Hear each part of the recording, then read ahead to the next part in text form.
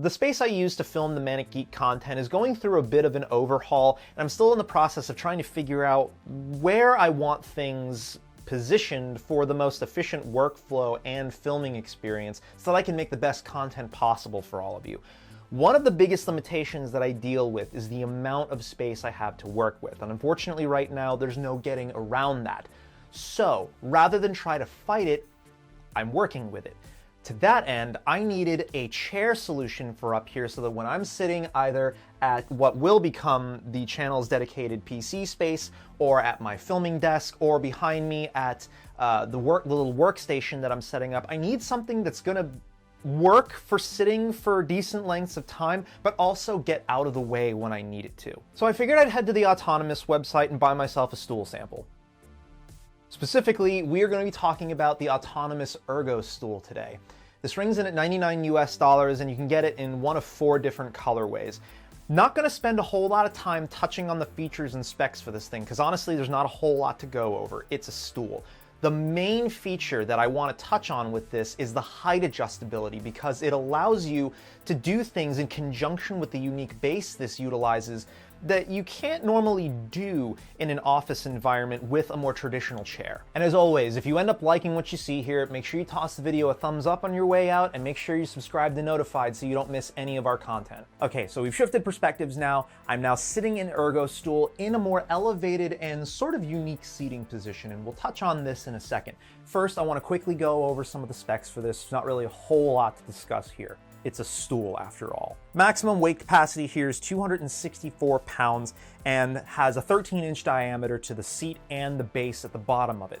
So you've got a fair amount of room to work with there. The seat cover for this is a polyester cloth material, and again, you can get this in one of 4 different colorways, and there is a molded foam material on the inside of it. Not sure what the material is here, but in my experience with it, it's actually quite comfortable. This is actually probably the most comfortable seat pan I have had on an Autonomous product yet. Of course, I can't speak to long-term durability of this cushion, so I may update in the future with how that experience goes over. Because again, this is going to be my dedicated chair for filming Manic Geek content. And then the plastics that are utilized here are nylon for both the top of the chair and the bottom of it. The bottom of it is where things start to get kind of interesting here. It has a convex shape to it that allows for about 30 degrees of maximum tilt with this chair, and with the many dimpled sort of rib-like structures that are built into the bottom of the chair, you get a lot of positions for this to sort of catch on and bite to whatever surface it's on. Although I will say, this chair very quickly starts to tell you if you've angled it too far, especially if you're using it on a smooth surface like laminate flooring like I was testing it with. Now, the most interesting thing about this chair in conjunction with that sort of weeble wobble bottom that this thing has is the height adjustment range.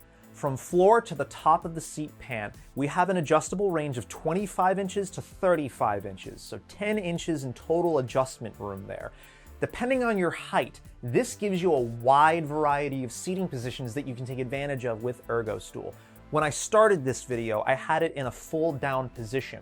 Now keep in mind, I am 5 feet 9 inches tall with a 30-inch inseam.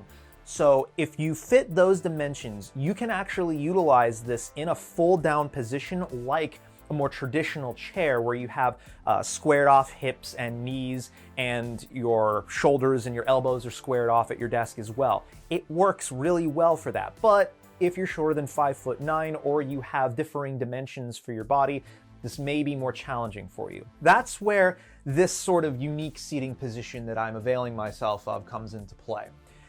When you lift the seat up to varying heights, again, depending on your inseam and individual dimensions elsewhere, you can sort of use this as a leaning stool, almost like you're sitting but you're not sitting. This is really good if you're in an environment where you have multiple workstations, something like what I have in this office space here, and I want to be able to quickly move from space to space and not have this bulky chair getting in the way, which is why I'm using Kin Chair downstairs at my personal computer as opposed to up here at the channel computer, because again, there's no room in here for it. Now, the other thing with this chair, and this comes into the whole ErgoStool thing, what is Ergo in this case? Ergo isn't referring to this chair's ability to accommodate prevailing health issues. If you have any prevailing health issue that would either prevent you from using this chair or requires the use of features that this chair doesn't offer, I would seriously consider consulting your healthcare professional, if at all possible, before committing to a purchase like this. I could definitely see where there's a scenario where someone has issues in their pelvic region of their body from an accident or what have you, that sitting in a chair like this with this position might be a little challenging for you. That said, I do actually have a prevailing health condition that typically leaves me feeling very picky about the chair that I choose to use for my day-to-day use. I am pleased to report that it's not really agitating my issues any. So if it's more about a compliance seat rather than something that has a specific contour or other dimensions to it, you should be good to go here with ErgoStool. Now, because this lacks a traditional back or armrests or anything like that, the ergonomic part of this comes from the fact that you need to maintain your own posture from your hips up.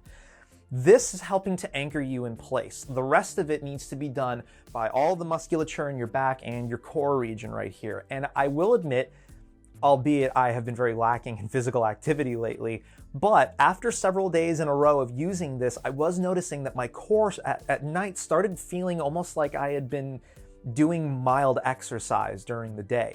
For me, that's a good thing. For you, maybe you need something a little bit different. But given that I like to remain active and at higher energy levels while I'm in my creator space, because I create better when I'm like that, this is kind of the perfect solution for me to have a sort of more casual seating style, but still be productive while I'm being productive, if that makes any kind of sense at all. Other nice thing about ErgoStool is when I'm done with it, all I have to do is bring the seat down, shove it under my desk, and now it's like it wasn't even there in the first place. So, what do I think of ErgoStool then? Well, I obviously like it enough that it's going to become the dedicated chair that I use in this filming space going forward. But for a typical consumer looking to spend about $100 on a compact but functional piece of office furniture, maybe this is for you, but admittedly, this is kind of a fringe use case scenario where I happen to need to do a lot in a very small space. So having something that allows me to easily, again, navigate from one space to another or get this thing out of the way when I need it to be out of the way, this fit the bill perfectly for me. And even looking at some of the other options that were sort of in this similar price point, none of them really did exactly what I needed them to do. Now, pre-global pandemic issue we're having right now, this would have been really great in a sort of co-working space where you've got a lot of different desks with a lot of people doing different things, and they're frequently going back and forth to one another's workstations to sort of see what bit of a project they're working on, bounce ideas back and forth off of one another, that sort of thing.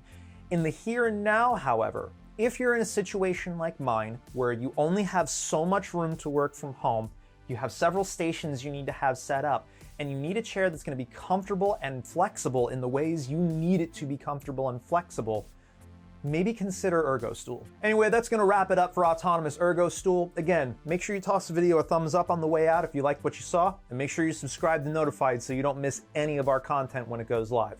I'll catch you all next time. Take it easy.